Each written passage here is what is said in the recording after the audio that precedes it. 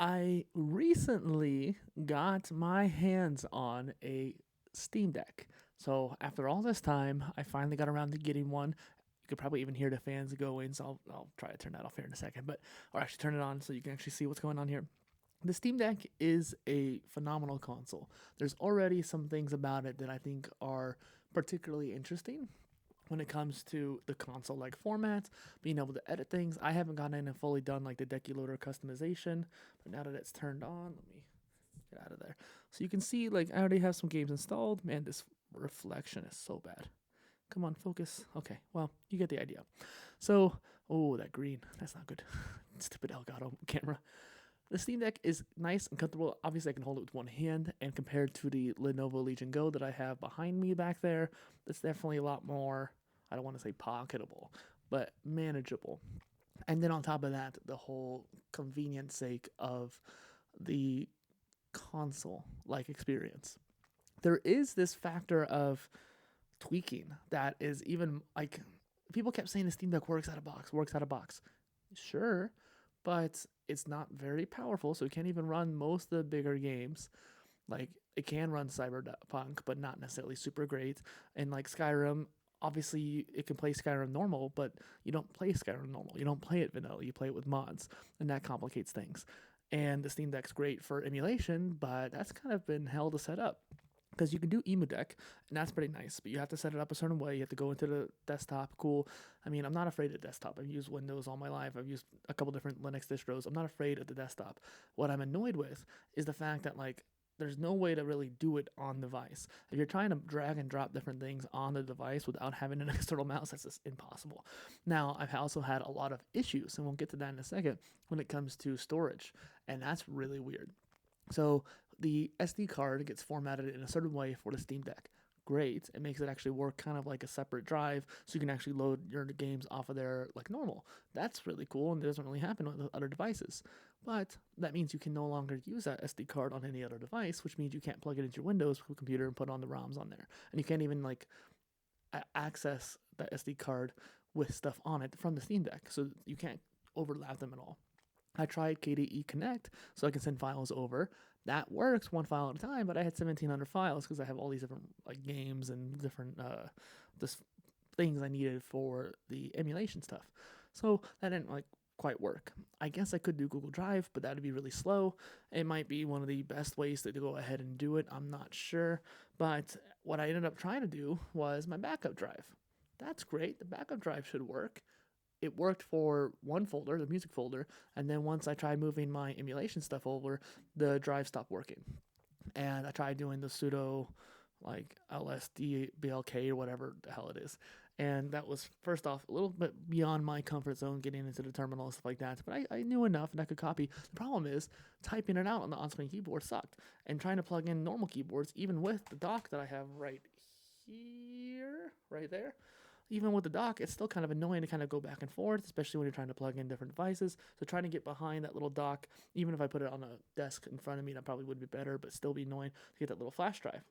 So this stopped working, could not get the, and then even when I put in the terminal code properly, it just said could not find it or something like that. Didn't work. So I would have had to do even more troubleshooting. What I ended up doing is just pulling out a slow, USB flash drive. And even though this would have been a lot faster because it's a PCIe little SSD, I'm just going with the flash drive. Fine. And I was able to get all of the basic emulators like GBA and stuff like over. But now I'm trying to copy, 80 gigs worth of big in consoles. I'm not going to say the name. And then I'm going to have to do the PlayStation ones too. And that's going to be a whole another like 30 gigs. Actually, probably a lot more than that. Hold on. How big is that folder? Now that I think about it.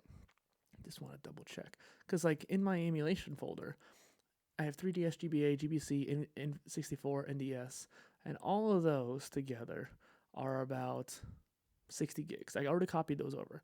And then I'm trying to copy the SNES, Switch, Wii, and Wii U, and those are 82 gigs. The PlayStation folder, which includes multiple different consoles, is 55 gigs. So I'm going to have to do this 3 times, 3 different batches, because it's only 114 gigs on that drive, and 20 gigs is already taken.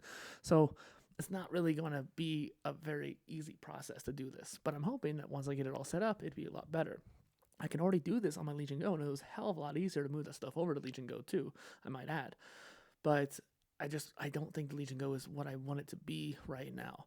There is this kind of idea that it could be my all-in-one, but that causes even more tinkering, especially since if I wanted to sit there and have it as a desktop computer, then I can't use it as a gaming console. Well, then what do I use for a gaming console? I had the Retroid Pocket 4 Pro, and I still kind of want to keep that around because it is a great little Game Boy, but it is a separate device, and now I have 3 devices. What is the point of that? I should also mention, and I mentioned this in the other video too, actually, that I traded the PlayStation 5 Slim Disc with dark plates for the Steam Deck. Now, I know a lot of you are going to flame me in the comments because I did the same thing with the Xbox Series X and the Lenovo Legion Go. The consoles themselves have been going up in price. I was trying to sell the console for $600. I figured people were going to lowball me for $500 because the dark plates were brand new. And it's also has a disk drive, and it's also one of the latest consoles. So I understand that $500 is quite a bit for a console, but given the fact that like it's still one of those things where it's about perceived value, and on top of that, I do think I could have gotten $500 if I waited long enough. And the consoles are going up in price. I can't stress that enough. And so I was like, okay, well, I'm not selling this, and I wanted the Steam Deck for a while, and this guy wanted to trade. And so it's one of those things where, okay, sure. Now here's the caveat. It is an LCD Steam Deck, which means it's not as good, sure. The other caveat is only 256 gigs. It was modified, so it was, I think, added 256 gigs, or perhaps maybe not, but that's not that much space, especially for games. And I don't have an SSD to put in there to replace it right now. And obviously that market's not really very viable. So that was a caveat. But the guy did put some stuff on the pads, and it's also a transparent back. I think it's purple. It's either purple, like really, really dark purple, or just gray, but that's kind of cool. And so like I think he replaced the SSD, he replaced the back, and added the little nice things for the trackpads. Not sure if that interacts with it much, but oh well. Other than that, there's not much really else to add. I will say I've tried a few games. Like I finally got around to playing Sea of Stars, playing Harvest Moon was fun. I tried Broforce, that was kind of cool. I tried New Monsters, which is a Pokemon alternative, and even some Octopath Traveler. No matter what console it is on, like has some issues. I tell you, I don't know why they can't get it right. Now, what really disappointed me, Team Fortress 2. Why is that so bad on the Steam Deck? So first off, it technically ran, but they always give you those little notifications saying like, here's a new item you can use.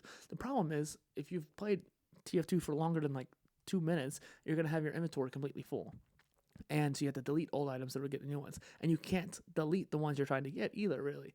Or if you can, it's like you still have to go through the same menu. I mean, so the problem is, for some reason, I couldn't confirm delete, whether it was the item itself or something else.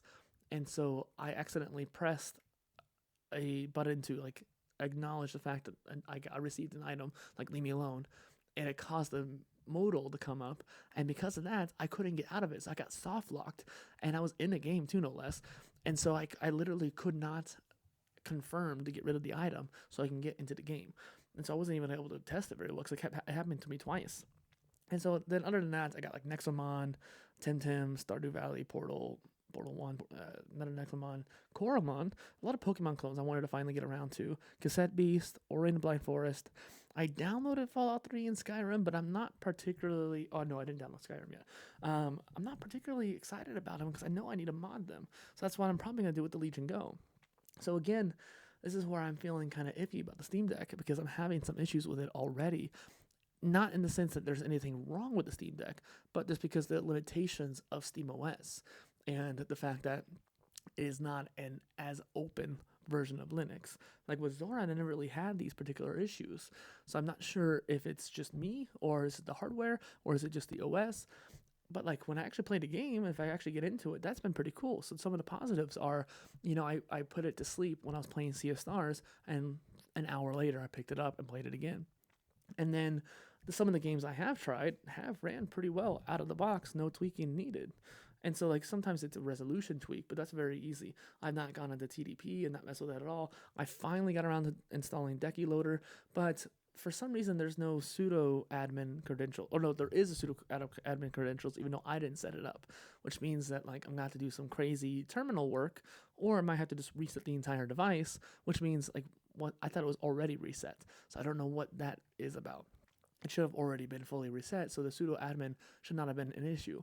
And then on top of that, I don't have a sign in for it, which means I don't know why it's not letting me like create one. It didn't prompt me even to create one. Now, I'm going to try some other games, and I'll probably make a more full-on review. This is more just a preview, overview anyways.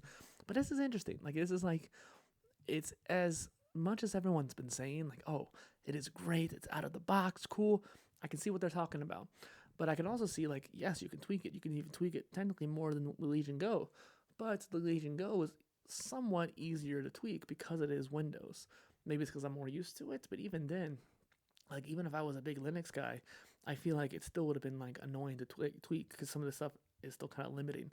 I saw some really cool themes, like a Pip-Boy theme for the Steam OS, and you can change the sounds. And I've seen, I always saw those different loaders coming in, like the Game Boy loader on the screen when you turn on the console. Cool. It is relatively quick to turn on.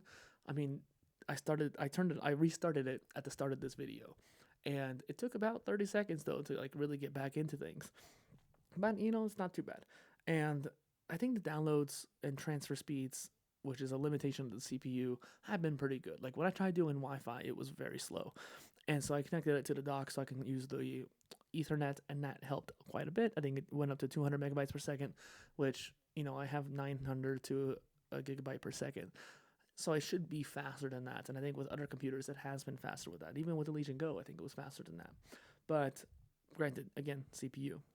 So I'm wondering if there is some sort of limitation there. Obviously, the CPU speed is going to be the limitation, but I mean like usability wise, if it can run a big game, it's going to be annoying to try it because of the way the console works. What would be kind of interesting is like streaming too. So with the Xbox Series X, when I wanted to try a game, you could just stream it when you had Game Pass. Now, obviously, you can stream to this console. I know that. I don't have any services set up right now for that. But it would be kind of interesting to, like, if Steam came out with their own. And that way, if you're like, hey, I want to try this game, you can try it and see if it worked on the Steam Deck. There is a few different things that I wish were a little bit easier to do. Like, for some reason, I can't get Decky Loader to really kind of propagate. I'm not sure. Oh, okay, no, I see Decky now. It's at the bottom. Oh, I'm going to mess with that then. Maybe I'll make a video about Decky Loader and the things I did with it, because that is kind of interesting, the things you can do when it comes to the customization and the different widgets you can add, and I think that's going to be an important aspect behind it. So I'm going to mess with that.